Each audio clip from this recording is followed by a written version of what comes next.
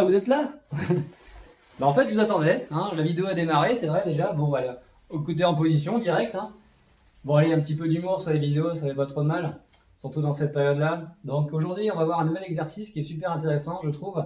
Ça va être le placement du corps sur un coup de poing direct. Donc on appelle ça un Yakutsuki en karaté. Donc un coup de poing direct avec le bras contraire à la jambe d'appui. Donc là, en l'occurrence, je suis jambe gauche devant. Je vais frapper avec le poing à droite.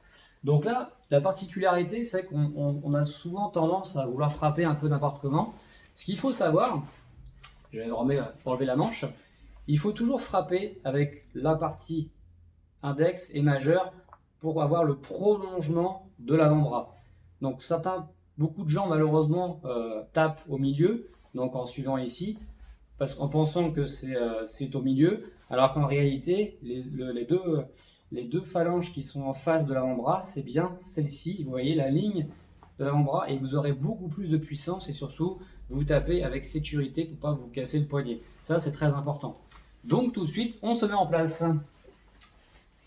Comme tout à l'heure, je l'ai dit, jambe gauche devant, et je vais frapper avec le poing droite.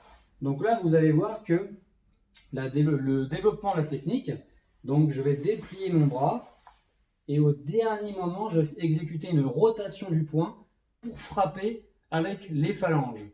Donc la vidéo va durer très peu longtemps, parce que vous allez voir que je veux vraiment me concentrer sur le coup de poing, le Yakutsuki, le coup de poing direct en karaté. Donc c'est parti, tout de suite, coup de poing direct. Et je reviens. Donc vous voyez, je suis toujours dans la même posture, il n'y a que le sac de frappe qui bouge. C'est normal, c'est ce que je voulais. Une troisième fois. Et voilà. Donc là, vous ne vous rendez pas trop compte forcément, puisque je suis à la maison, dans mon salon, avec le sac de frappe. Vous voyez pas trop le côté... voilà, tous les contours, tout ce qu'il y a autour. Mais c'est vrai que le sac de frappe pèse quand même 140 kg. Moi, j'en paye 70, donc vous voyez, je pèse la moitié du sac de frappe, et pourtant, j'arrive à faire décoller le sac de frappe de quasiment 20 cm, puisque justement, la force de frappe, en frappant avec les hanches, et non pas avec les épaules, comme on le voit souvent. Vous voyez, je remonte une dernière fois, hein, si vous voulez, je n'invente rien. On est en position, peu importe si vous voulez, je vais même vous mettre en position de self-défense. Pieds parallèles, donc vous voyez, j'ai pas d'appui et comme ça bien sur mes positions. Là, je vais vraiment rester debout si vous voulez, et je vais quand même frapper en étant libre. Vous voyez? Et je reviens. C'est tout bête, mais avec la technique, on est vraiment travail de hanche, et l'épaule et le poing y suivent rapidement. Donc vous voyez, un petit cours simple et efficace, surtout si vous êtes du genre à vous bagarrer un peu dans la rue, ce que je vous ne souhaite pas, parce que c'est pas le but non plus des arts martiaux, mais effectivement, si on tombe sur quelqu'un qui nous vaut du mal, malheureusement, tout de suite autodéfense. Donc pensez bien à ce que je vous ai dit, frappez avec ces deux parties-là, vous aurez beaucoup plus de puissance. Et on est loin des films d'arts martiaux où les mecs ils se tapent sur la gueule pendant trois quarts d'heure, même si je suis un grand fan des films d'arts martiaux et de sports de combat. La réalité en est tout autre. Un coup de poing mal placé peut entraîner la mort sur son adversaire, sur son agresseur.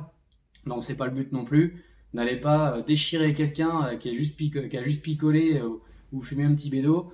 Corrigez-le correctement, mais voilà, juste pour le sécher. Donc frappez vraiment avec ces deux parties-là. Voilà, cette partie-là. Vous allez voir que quand la puissance n'est pas du tout la même, que quand vous mettez des patates de forain à la 1, à la 2, à la 3, ça ne vaut strictement rien.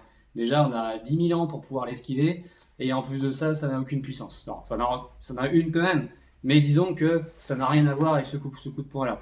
La puissance, elle n'est pas dans les poings, elle n'est pas dans l'avant-bras, elle n'est pas dans les bras, elle n'est ni dans les épaules, elle est là. Les hanches. C'est les hanches qui font tout le travail. Et bien sûr, la position.